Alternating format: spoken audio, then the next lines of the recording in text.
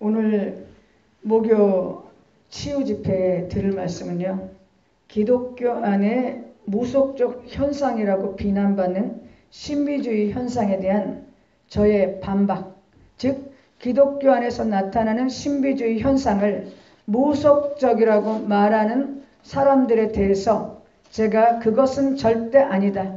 당신의 개념은 일견 들으면 맞는 소리지만 당신의 거기 지식의 깊이가 거기밖에 안 되기 때문에 내가 더 깊은 지식으로 변론을 해준다. 또는 반론을 해준다. 라는 얘기입니다. 사람들은요. 흔히 기독교 안에 무속적 형태와 현상이 습합이 되어 있다고 합니다. 그래서 그것을 뒷받침하기 위해서 어떤 것을 예로 들기도 하고 저런 것을 뒷받침하기도 하는데요. 그 예들을 꼼꼼히 들여다보면요. 분별 없이 들여다보고 지식 없이 들여다보면 상당 부분 맞다고 공감할 것입니다. 그런데요. 우리가 항상 사물이나 어떤 의견을 들을 때 별 생각 없이 들으면 그게 다 정말 소위 말하는 한 귀로 듣고 한 귀로 흘리든지 관심 있게 듣지만 내가 그것을 분별할 능력이 없이 그저 수용한다면 무조건 그것이 옳고 그름을 따지지 않고 받아들이게 되고 어떤 것들은 정말 모든 얘기는 다 그럴듯하거든요. 이 세상에 어떤 얘기도 거짓을 100%라고 보일 수 있는 얘기는 없어요. 그렇기 때문에 내가 그것이 옳다 하고 받아들이면 그냥 생각 없이 그것이 내 안에서 진리가 되기도 한다는 겁니다. 그러나 좀 더 깊이 들어가고 좀 더 안목을 갖고 들어가 보면 세상의 모든 것들이 꼭 맞는 것도 아니고 때로는 처음부터 개념과 정의와 초점이 잘못되어서 사실은 전혀 다른 전혀 본말이 전도된 것들이 원리나 원칙 또는 정의나 진리로 통용되는 경우도 있다는 겁니다. 단적인 예가 뭡니까? 귀신들이 빨간색을 싫어한다고 무속에서 얘기하잖아요. 그래서 빨간색을 싫어하니까 팥을 만들어서 동지 섣달에 팥죽에 먹고 또 팥죽 같은 걸 집에다 뿌리지 않습니까? 정말 귀신이 빨간색을 싫어할까? 아니란 얘기죠. 그래서 다 빨간색을 그래서 무속을 섬기는 자들은 그런 세시 풍속에 합당하게 동지 섣달에 팥죽 끓여 먹고 팥죽이나 막걸리를 집안에 뿌리죠. 그게 일견 들으면 무속인이나 무속을 믿는 자는 다 맞다고 생각하는데요. 귀신이 싫어하기 때문에 빨간색을 싫어하니까 팥죽을 뿌리는 게 아니라 사실은 귀신이 빨간색을 엄청 좋아합니다. 그러니까 귀신이 사람을 속여서 그 빨간색의 것들을 먹으려고 속인 건데 그거를 싫다고 믿어갖고 귀신 좋은 일을 시키는 거죠. 귀신들이요. 뭘 받아먹고 사는 걸 제일 좋아해요. 절 받아먹고 음식 받아먹고 공경 받아먹고 경배 받아먹는 걸 제일 좋아하거든요. 그래서 귀신들이 가장 안전하고 오랫동안 합법적으로 아주 징글징글맞게 잘 받아먹을 수 있는 유일한 방법은요. 자기들이 조상이라고 나타나서 조상제사를 받는 것입니다. 그래서 조상 잘못이니까 음식 갖다 바치고 때마다 절해라. 그거는 결국은 귀신에게 모든 것을 바치는 거죠. 귀신이 자기가 조상이냐 받아먹는 건데도 귀신 섬기는 줄 모르고 조상 경배하는 줄 알고 제사상 차린다. 이것이 잘못된 거죠. 그러나 유교를 숭상하거나 무교에서 말하는 조상을 숭배하는 자들은요. 때마다 일마다 조상 앞에 제사상 차리죠. 그리고 그것이 부모 공경하는 거라고 믿습니다. 그리고 제사를 통해서 응덕을 받는다라고 생각한다는 거죠. 이와 같이 세상에서는 맞다고 생각하는 게 틀리는 경우가 너무 많다는 거예요. 그래서 어떤 것이든지 안목과 분별할 수 있는 자기 안에 지식과 능력이 있어야 된다는 거죠. 그래서 기독교 안에 무속적 현상과 형태가 습합되어 있다. 그래서 기독교는 무속에 많이 받아들여서 무속화되어 있다고 얘기합니다. 그러면서 그것에 대해서 예를 든다고요. 그런데 그것을 분별할 수 있으면 정말 그럴 것 같다는 거죠. 그런데 제가 그것을 오늘 철저하게 분별시켜 주겠다는 얘기입니다. 종교라는 것은요. 어떤 것이냐면요. 인간이 자신의 존재 범위 밖에 있는 초자연적인 힘을 형상화시켜서 그 힘을 가진 존재를 신이라고 부르고 그 존재를 경배하며 그 신적 존재에게 자신의 현세와 내세의 삶의 축복과 평안을 빌며 그리고 그 신적 존재에게 자기의 존재의 모든 것, 즉 영적 삶, 육적 삶의 모든 것을 의탁하고자 하는 데서 기원을 두었다고 말합니다.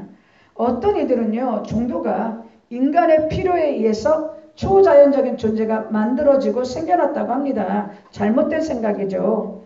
인간에 의해서 초자연적인 존재가 어떻게 생겨납니까? 말도 안 되는 소리죠. 그러나 초자연적인 힘과 존재는 태초부터 있었던 것이고 그것을 인간이 원시시대 때부터 느끼고 경향돼서부터 종교가 시작되었다고 볼 수 있다는 겁니다. 따라서 인간의 필요에 의해 초자연적인 힘이 신으로 불려진 것이 아니라 초자연적인 힘은 이미 존재했었고 인간들은 원시시대부터 그 힘을 알고 나름대로 그 힘에 의지하고 그 힘에 재앙을 받지 않고 그 힘을 이용해서 복을 받기 위해서 그 힘을 여러 가지 제사 형태를 가지고 경배한 것, 이것이 종교의 기원이라고 볼 수 있다는 것입니다.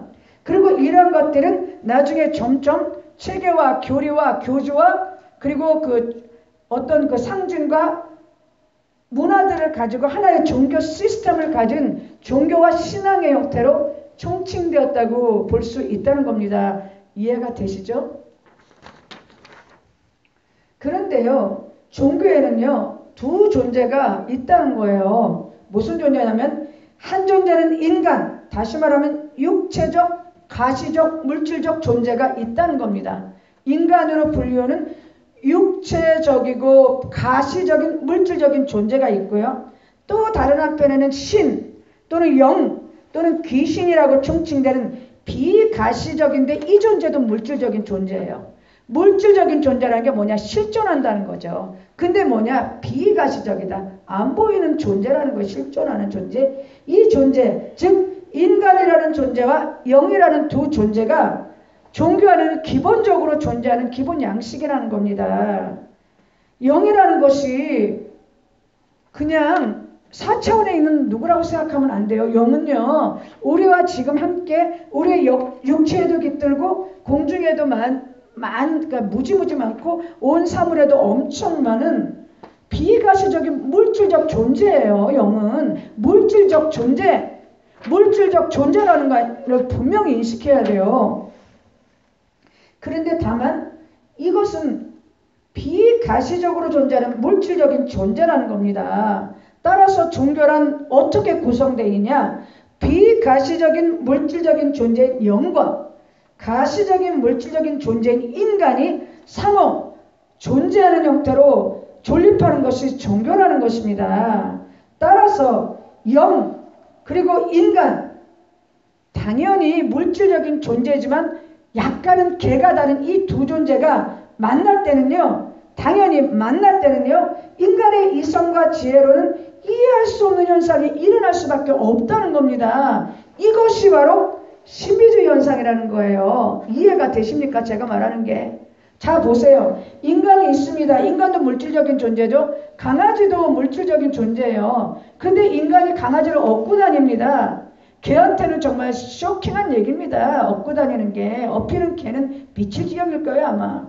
그러면 그 개가 옷을 입고 그 개가 사람의 방 안에서 살고 사람의 등허리에 업혀 다닌다. 그죠? 그러면 개한테는 그 일이 얼마나 신비적인 일이겠습니까? 즉 존재하는 개, 영계, 인간계, 동물계, 식물계, 이 개가 다른 것들이 만나면요, 반드시 어떤 현상이 일어나는데 이것을 신비주의 현상이라고 한다는 겁니다. 이것을 과학적으로 얘기하면 물리적, 화학적 변화가 일어난 거죠.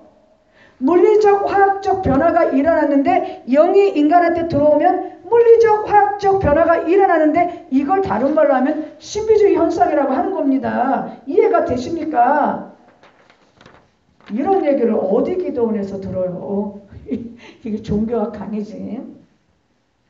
신비주의 현상이란 다른 말로 하면 신이 인간에게 임하든지 아니면 인간이 신을 찾아가든지 어쨌든 간에 물질적인 존재인 인간과 또 다른 물질적인 존재인 영계의 신이 만난다면 당연히 초월적이고 비이성적인 현상이 나타날 수밖에 없다. 그 현상을 신비주의라고 할 수 있습니다.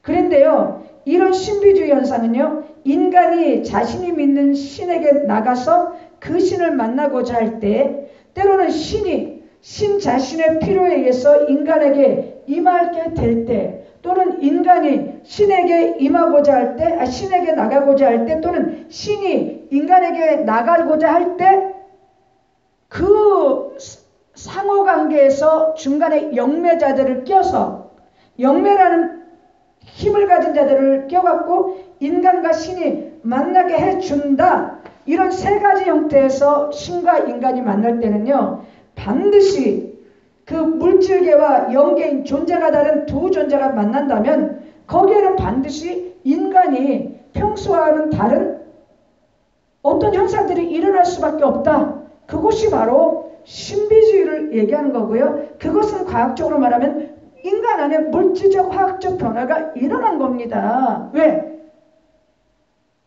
물이 변하여 포도주가 된 건 화학적 변화가 일어난 거잖아요. 그렇지 않습니까? 내가 예를 들어서 교통사고를 당해서 팔이 부러졌다. 그럼 나 그때부터 기부스해야 되니까 물질적 화학적 변화가 일어났죠. 어떤 힘에 의해서. 그러면 영이라는 어떤 힘이 내 안에 들어오면 당연히 물질적 화학적 변화가 일어나지. 그러니까 그 현상이 근데 이성적으로 이해가 안 되니까 신비주의 현상처럼 느껴진다는 얘기예요. 이해가 되십니까? 이 말이.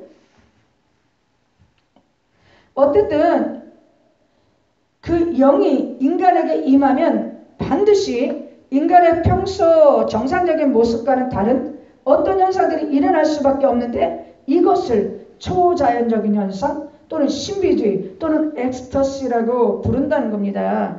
본래 나와는 다른 존재가 내 안에 들어오면 물리적 화학적 반응이 일어나는 것이 과학의 법칙이듯이 신이 인간 안에 들어오면 인간의 몸과 마음이 어떤 굉장한 에너지를 가진 영적 존재가 들어오면 반드시 인간의 몸과 마음에는 물리적 화학적 반응이 일어나는 것은 당연한 것이고 이렇게 일어나는 현상을 사람들은 그 깊은 내막을 모르니까 다만 이상해? 왜 저래? 폄하하기도 하지만 이거를 신비주의 현상이라고 한다는 겁니다. 쉽게 설명하면요. 우리가 그냥 맹물을 먹으면 맹물을 느끼는데요. 설탕물 가입시키면 설탕물이 되죠. 그때는 우리 혀가 설탕물을 접촉하는 순간 달다는 것을 느낀다는 겁니다. 우리 혀에 물리적 반응이 생긴 거예요. 또한 우리가 매연가스를 흡입하면 우리가 매연을 느낀다는 거죠. 우리가. 그러면은 당연히 기침을 하고 심하면 호흡곤란을 느끼는 것처럼 신은 비록 비가시적 존재지만 분명히 존재하는 물질적인 존재이기 때문에 그 강한 힘을 가진 에너지인 신이 또는 영이 나에게 임하면 나와 평소에 나와는 필경 다른 모습을 보이는 것이 당연하다는 겁니다. 필경 다른 영이 임했을 때 평소와 나와 다른 어떤 내가 되는 것 그것은 당연하다는 거죠. 그런데 이것을 신이 임하지 않은 평범한 사람의 눈으로 볼 때는 그 신이 임한 사람, 영이 임한 사람에게 나타나는 현상을 신비주의적이야. 너무나 저 사람은 광신적인 것 같아. 정말 이상해. 왜들 저러는지 몰라? 이렇게 매도하는 경우도 있다는 겁니다.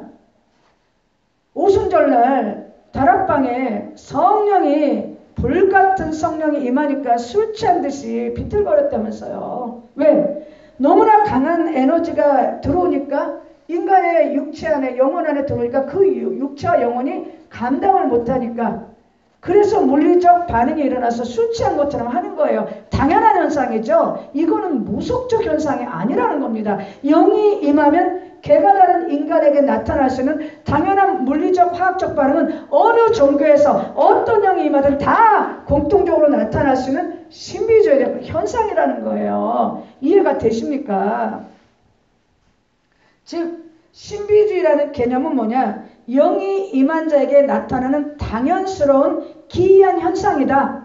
이것에 대한 개념이 분명히 정립되어 있어야 된다는 얘기입니다.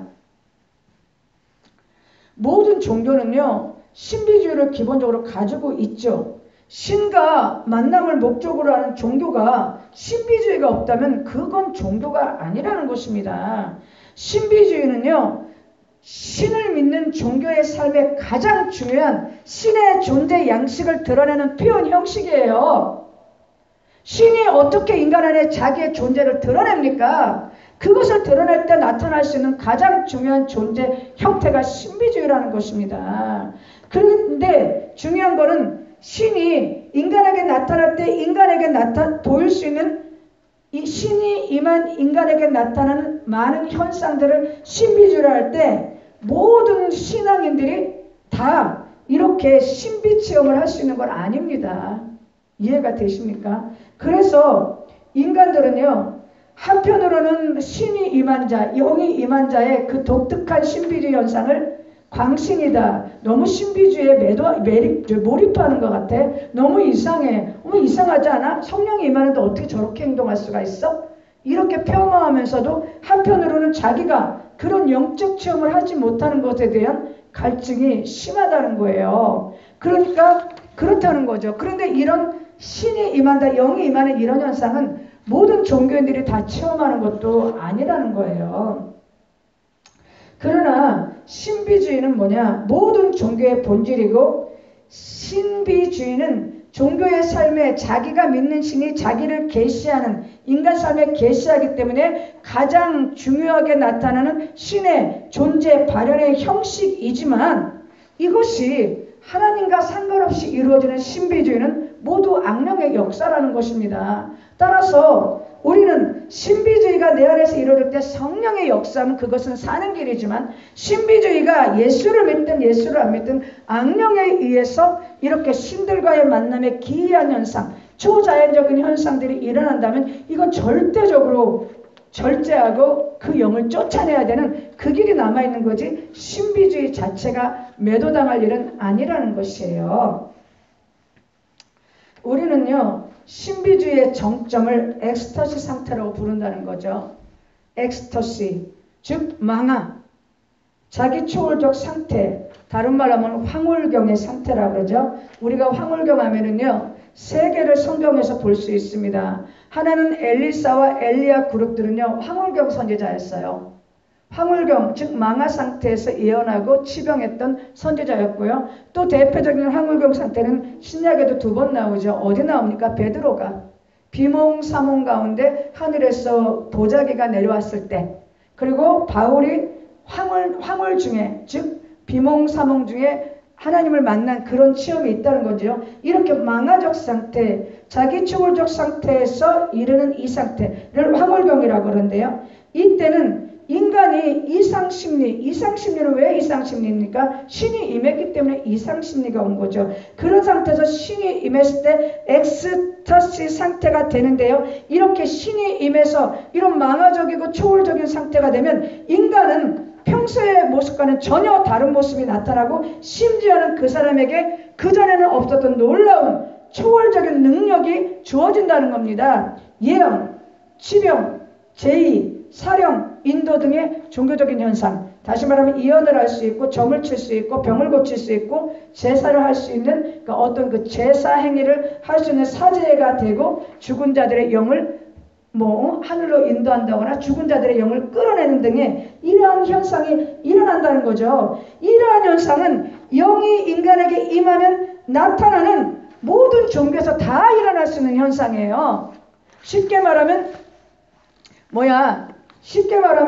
우리가 팀원이가 있으면, 지하철을 탈 때 팀원이로 있으면 외국인이나 한국인이나 어린애나 큰 사람이나 찍으면 들어가는 거랑 똑같은 거야.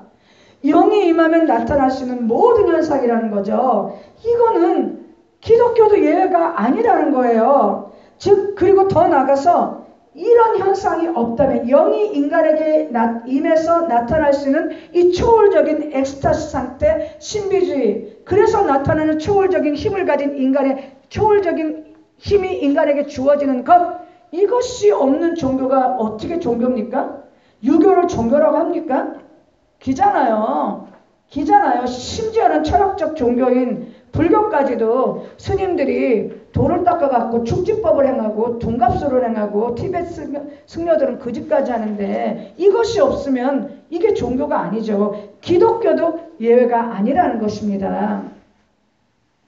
그래서요, 엑스터시 상태에 있는 자는요, 영적 존재와 만나기 때문에 그 존재와 함께 하늘로 오르기도 하고 지옥으로 내려가기도 하고 신이라는 존재를 만났기 때문에 신에 대한 직접적인 지식을 소유하고, 그렇기 때문에 그 사람은 영적 존재에 대한 강력한 지식과 경험을 갖고 있기 때문에요, 기존의 종교와 부딪힐 수밖에 없어요. 기존 종교의 사제들은 그런 경험이 없거든. 거의 공부해갖고 목사 되고 공부해서 신부 되고 그런 사람들이 많고, 공부돼갖고 사제된 사람들은요, 이런 강력한 영적 체험을 못했기 때문에 교회 안이나 성당 안이나 절 안이나 어떤 강력한 영적 체험을 한 신자나 신도 또는 보살들이 있을 때는요, 그 존재를 기존 종교가 받아들이지 못하는 경우가 많아요. 배척한다는 얘기죠. 그래서 받아들이면 문제가 안 되는데 안 받아들이면요, 그 종교 내에서 그 존재는 정죄, 이상한 사람, 악령에 쓰인 사람, 하나님을 왜 저렇게 믿지? 또는 이단시 되는 거나 일탈적인 존재로 배격되지만요, 영적 체험을 한 당사자는 그럼에도 불구하고 자기가 체험했던 것을 포기하지 않는다는 겁니다. 자기가 영적 존재와 체험했던 지식과 힘과 경험을 자신의 종교 전통이 배격한다고 해서 그것을 포기하지 않는다는 거죠. 단적인 게 누굽니까? 내가 오늘 얘기가 길어져갖고 안 하려고 했는데 설명을 좀 해줘야 될 때, 부연 설명을. 바울이잖아. 바울이 바리새인 중에 바리새인이요, 히브리인 중에 히브리인이요, 가말리엘 밑에서 수도하고 유대인으로서 열심을 내고 율법으로는 흠없는 자가 예수 나사렛 이단, 그 이단들을 잡으려고 다메섹 도상으로 갔잖아요. 근데 그가 거기서 부활하신 예수를 환상 중에 만나지 않습니까? 그러니까 어떻게 되죠? 자기 종교였던 유대교에서 이제부터는 정죄되고 이다시되고 일탈적인 존재가 돼서 거기 떠나는데도 예수를 만났던 그 부활의 체험이 너무 강력하니까 예수에 대한 체험을 버리지 못하고 유대교를 아예 배설물처럼 버리고 그 이단이라고 정죄했던 기독교로 오지 않습니까? 이해가 되십니까? 이렇게 영과의 만남은 강력하고 강렬하다는 거죠. 그래서요, 사람들은요, 그 신과의 만나면 어떤 초자연적인 능력을 체험하게 돼서 예언도 하고 병도 고치고 제사도 하고 죽은 영도 인도하는데요. 그러다 보면은 이런 것들 때문에 소위 점도 치고 병도 고치고 다른 영적 존재를 쫓아내기도 하고 죽은 영들을 쫓아내는 이런 형태를 보이는데, 이런 것들을 대부분 뭐라고 부르냐면 샤머니즘이라고 부른다는 거예요. 샤머니즘. 즉 샤머니즘의 중심에는 샤먼이 있는데, 이 다른 말로 하면 무속이라는 거죠. 무속 또는 무당이 있는데, 이 무당들이 가장 잘 신과 접촉이 가장 잘하는 자, 그러니까 신과 접촉이 가장 빈번한 자가 무당들이고, 무당들이 가장 잘 엑스타시 상태가 되고 가장 잘 망화 상태가 되고 가장 잘 신과 접촉하니까 초인격적 상태가 되고, 무당들이 그래서 가장 잘 맨날 굿하고 전보고 예언하고 병 고치고 죽은 자 끌어들인다고 강신술하고 이러니까 나타나는 영의 힘에서 나타나는 이런 보편적인 현상을 무속에서 가장 잘 많이 나타나니까, 이런 현상을 나타나면 무속적이다 이렇게 본말을 전도해버린다는 거예요. 이해가 됐어요? 제가 지금 하는 말이? 어렵죠?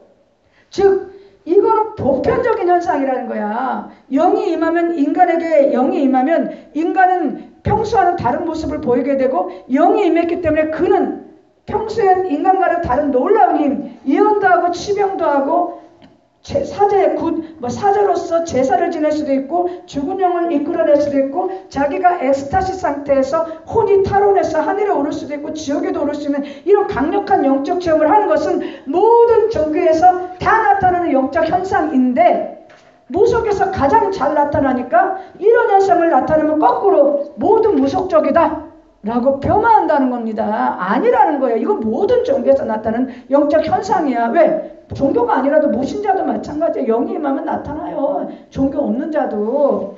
영적 현상인데 다만 무속에서 가장 빈번하게 드러날 뿐이라는 거죠. 근데 그거를 본말을 전도해서 무속에서 가장 많이 드러나니까 그런 현상만 나타나면 거꾸로 모두 무속적이다 라고 폄하해서는 안 된다는 것입니다.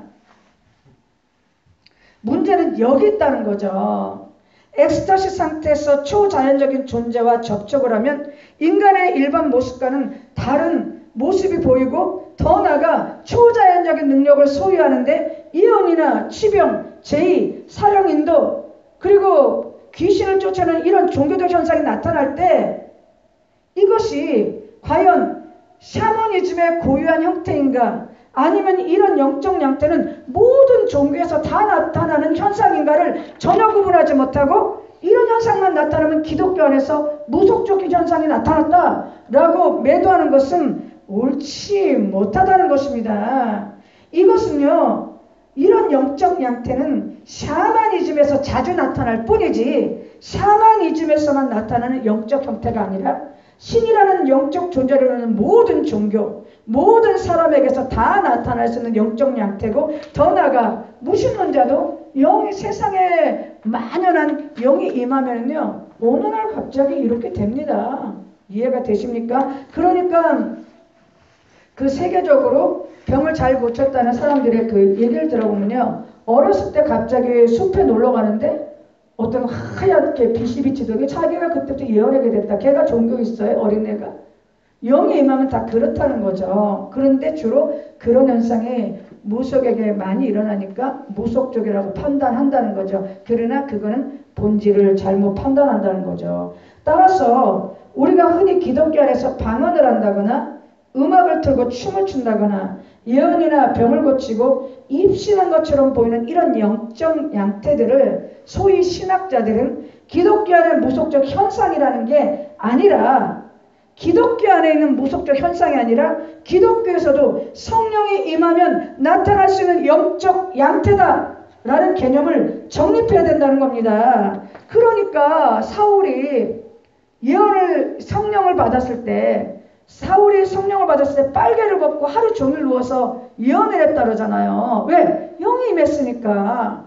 저기 누구야? 다윗이 그 법궤를 갖고 들어올 때 아랫도리가 흘러내린지도 모르고 춤을 췄다는 거잖아요. 왜 그랬어요? 영이 임해서 너무 기뻐서 그게 춤을 춘 겁니다.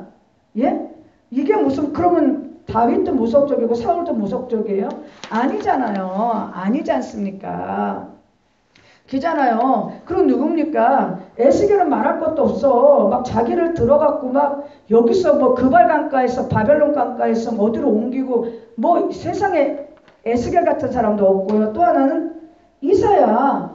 내 입술이 부정하다 하니까 천사가 나타나서 입술에다 수풀을 갖다 댔더니 정화롭게 됐다면서요. 정결하게 됐다며. 이런 모든 것들은 다 기독교 안에도 하나님의 영 또는 하나님의 천사가 나타났을 때 일어날 수 있는 영적 양태라는 거예요. 그런데 다만 분별해야 될 것은 이것을 분별하는 것이 아니라 영이 나타나면 당연히 나타나는 신비주의적 현상이다라는 건 개념을 정립해야 되고요. 다만 그것이 무속에서 가장 많이 나타날 뿐이다 라는 것을 정확히 정립을 하고 그런 현상이 나타났다 해서 기독교 안에서 나타났다 해서 다 무속은 아니다. 다만 이것이 이렇게 나타나는 현상들이 성령으로 빙자된 악령이 그런 짓을 하면서도 성령인 양 포장해서 속였느냐 아니면 정말 성령이냐 이것만을 정확히 분별해야 되는 거예요. 제 말이 이해가 되십니까? 제 말이 이해가 되십니까? 즉 이런 영적 현상이 나타나는 건 당연한 겁니다. 영이 임하면. 그런데 그것이 무속에서 자주 일어났다. 그것뿐이야. 그런데 기독교에서도 이런 현상이 일어나더라. 그러니 무속적이다. 이러면 안 된다는 거예요. 다만 기독교 안에서도 이런 영적 현상, 신비주의 현상, 초월적인 힘의 능력의 역사는 나타날 수 있는데 이것이 과연 무속적이 아니라 아예 할 것도 없고 악령으로부터 비롯된 성령의 역사냐, 성령으로 포장된 역사냐, 정말 하나님과 하나님의 천사들의 역사냐, 그거를 분별해야 된다는 것이죠. 여기서 개념이 서야 영적 분별을 바르게 할 수 있는 것입니다. 구약에서는요, 신비주의와 초자연적 존재, 즉 하나님과 그분의 천사들과 인간의 만남은요, 아유 무지무지 많아요. 무지무지 많습니다. 그 대표적인 존재들은요, 엘리야와 엘리사로 대표되는 황홀변 선지자 그룹들이 하나님을 만났고요. 문서 예언자였던 이사야, 에스겔, 에레미야, 다니엘들도요, 하나님과 천사들의 만남을 통해서 신비적인 영적 체험을 많이 했죠. 다니엘이 사자굴에 들어갔었나? 친구들이 들어갔었나? 다니엘 안 들어갔어? 다니엘이 불 속에 들어갔어요? 사자굴, 하여튼 어디 들어갔다고 치고. 어쨌든 안 죽었잖아. 어떻게 안 죽을 수가 있어? 왜 그랬죠? 영이 임해서 그 초월적인 영이 그 뜨거운 불에 의해서 다니엘의 친구들이 타 죽어야 되는 게 거기 기본 원리잖아요. 화학적, 물리적 변화로 타 죽어야 돼요. 숯이 돼야 된다고, 숯이. 그런데 초월적인 존재가 불길을 막았다는 거죠. 장벽처럼. 그러니까 안 죽고 사는 거잖아요. 이게 샤머니즘적이라고 하면 안 되지. 영적 존재가 임하면 나타날 수 있는 신비주의적 존재 양태. 다만 그것이 무속에 많이 일어날 뿐이다. 그렇기 때문에 기독교 안에서 영적 현상이 일어나면 그걸 무속적이라고 폄하하면 안 된다. 그럼 어떻게 분별해야 되냐? 기독교 안에서 이런 신비주의적 현상이 일어났을 때는 무속적이라고 폄하하지 말고 과연 이것이 악령의 역사인데 성령으로 포장된 거짓 미혹의 역사냐, 정말 성령의 역사냐, 이것만을 분별해야 된다는 것이에요. 그래서 문서 예언자들도 하나님의 영이 임해서 다 자기가 사명을 깨닫고 사명의 길을 간 거죠. 여호와의 말씀이 내게 임하시니 여호와의 영이 내게 임하사. 그래서 다 그들이 사명을 깨닫고 간 거지. 여호와의 영이 임하지 않았는데 무슨 재주로 예언자가 됩니까? 아니, 여호와의 영이 임하지 않았는데 무슨 재주로 하나님의 예언자가 되냐고. 제사장들은 나이가 30살이나 25만 되면은요, 그냥 자동적으로 제사장이 돼요. 영이 임하지 않아도 세습에 의해서. 그러나 예언자들은 틀려요. 하나님의 영이 임해야지 예언을 할 수가 있어. 영이 임했잖아 지금. 그러니까 예언하잖아. 그러면서 얼마나 기이한 현상이 많아요. 응? 그게 왜 그럼 그것도 무속적인가? 아니라는 거지. 이해가 되십니까?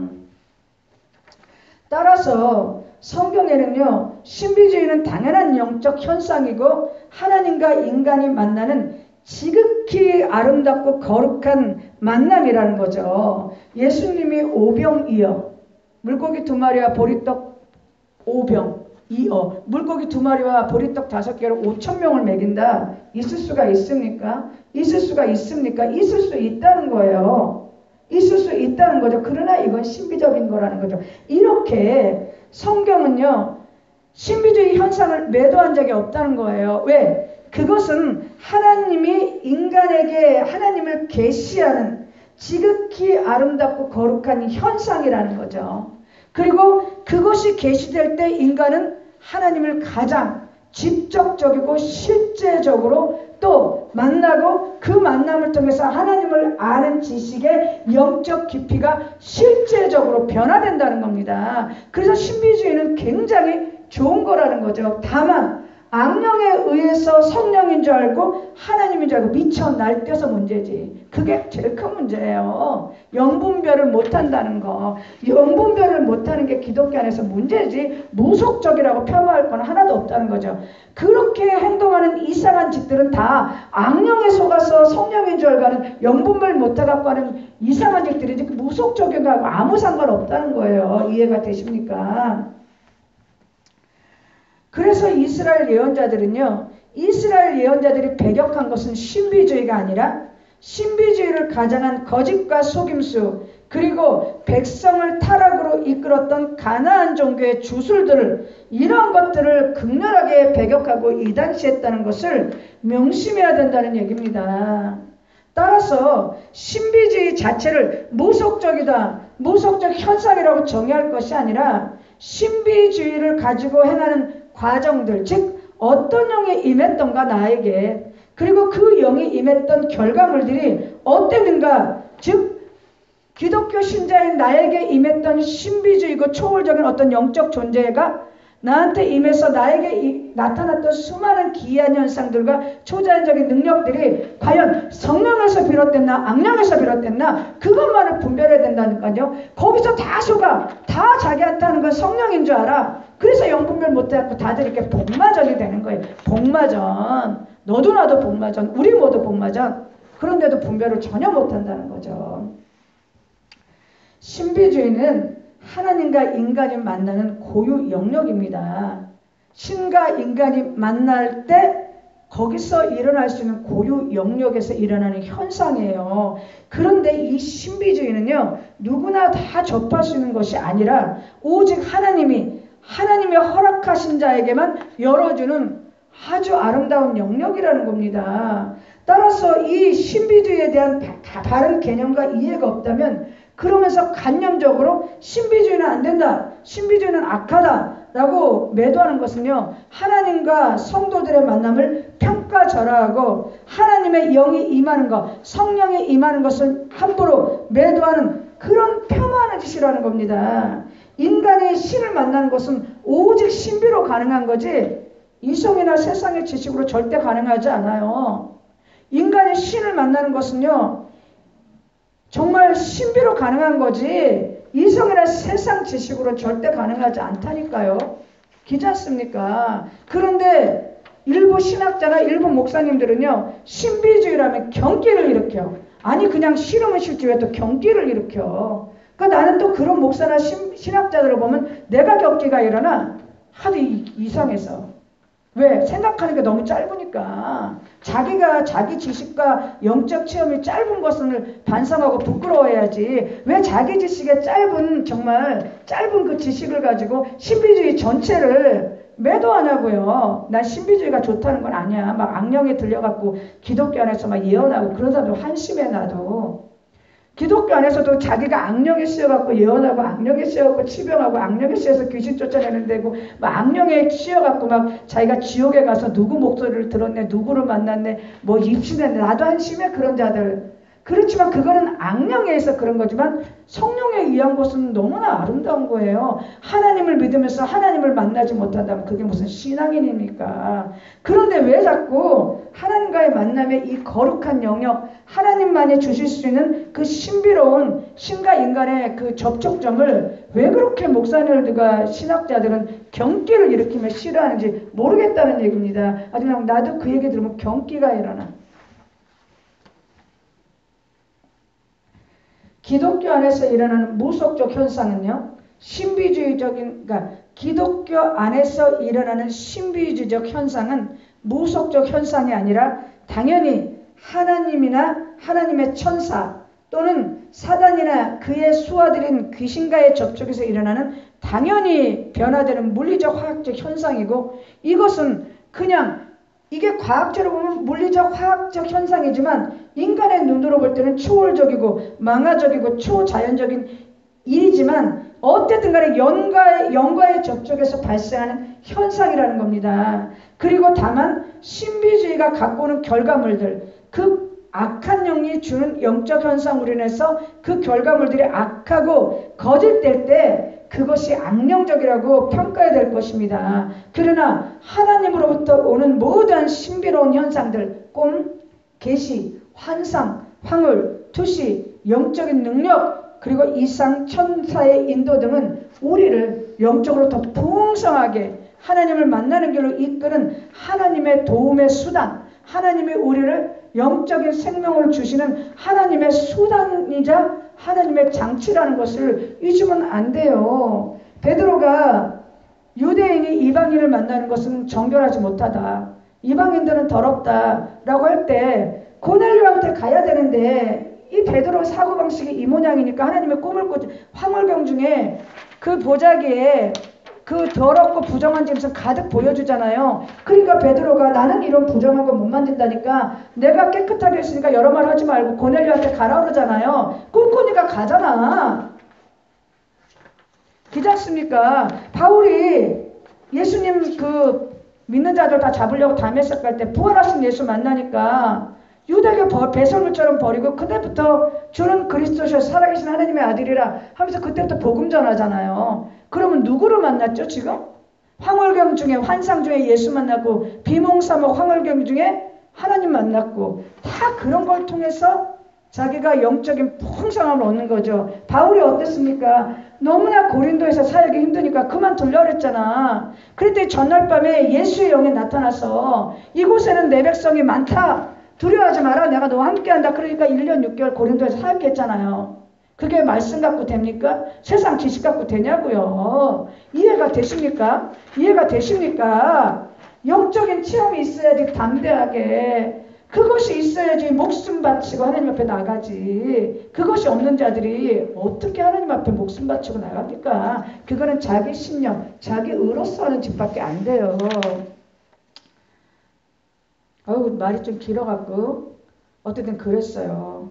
기독교 신앙에도요. 신비적 요소가 많아요. 꿈, 환상, 제비뽑기, 신의 현년 그리고 놀라운 어떤 그 물질 세계를 초월하는 많은 현상들이 가득 차 있습니다.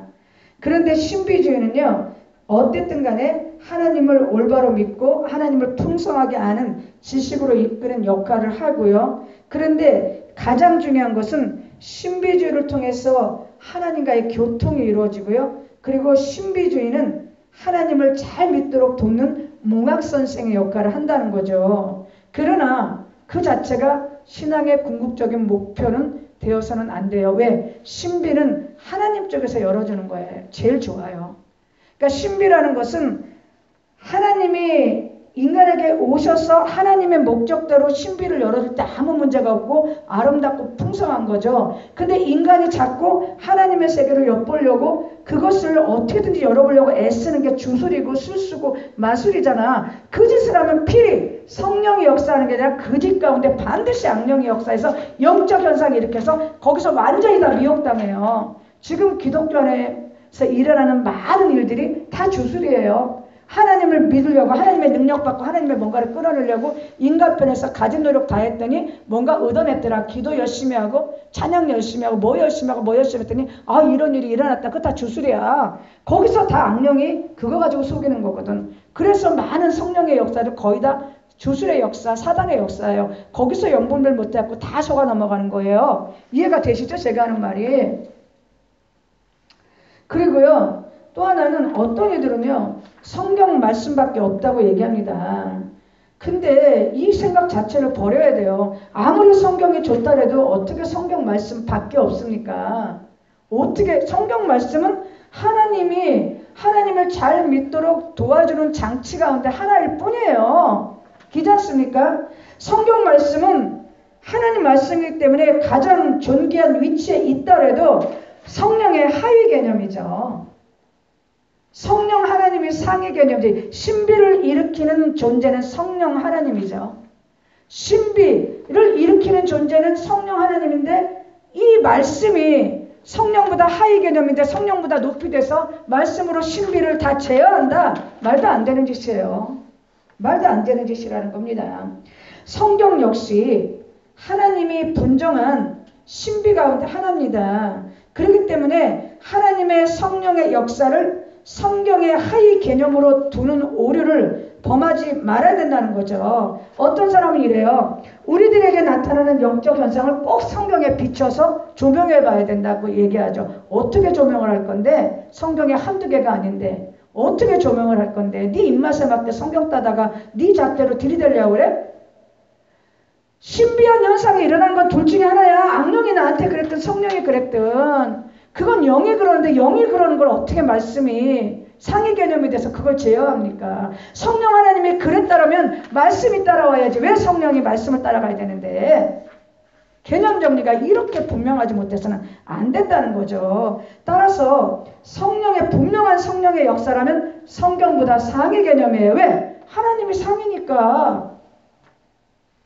따라서 신비주의란 꿈, 계시, 환상, 예언, 투시, 지병, 축기, 천사 인도, 신의 현년 이런 것들은요. 하나님이 인간에게 열어주시고 보여주시는 주권적 영적 행동의 총칭이고 따라서 이런 신비주의 현상은 밑에 하위 개념이 없어. 왜? 신이 직접 인간에게 자기를 계시하기 위해서 여러 가지 형태로 신의 능력과 계시를 보여주는 거기 때문에 이건 절대적인 상위 개념이야. 그것을 제어할 또 다른 상위 개념으로 말씀을 놓으면 안 된다는 겁니다. 왜 말씀으로 성령의 역사를 제한하죠? 나 바보 같은 짓이야 정말.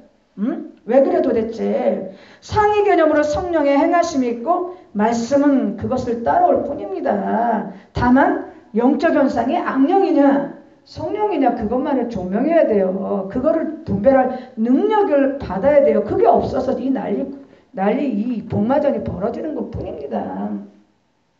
어쨌든요. 우리에게 가장 중요한 것은 신비주의를 통해 드러나는 하나님의 뜻을 바로 알고 그것을 삶과 내 인간 역사 또는 세계 역사에서 제대로 실천하고요. 이러한 현상을 보고 무속적이라고 폄하하지 말고 무속적으로 매도하지 말고 하나님이 인간에게 신비로서 체험케 하시는 것은 하나님의 영적인 모든 것들을 인간에게 계시한 것이기 때문에 인간은 그것을 받들어서 하나님이 원하시는 그 계시된 하나님의 뜻을 그것을 신비주의를 통해 계시된 것을 자신의 삶 또는 하나님이 주시는 사명 안에서 이루고 사는 것이 가장 중요한 것입니다. 그래서 인간은 하나님 안에서 자기가 가장 그런 놀라운 하나님의 자기 계시와 그 만남을 통해서 하나님이 주신 많은 것들을 통해 자기가 정말 가치 있는 삶과 사명을 감당하면서 가장 가치 있게 사는 것이에요.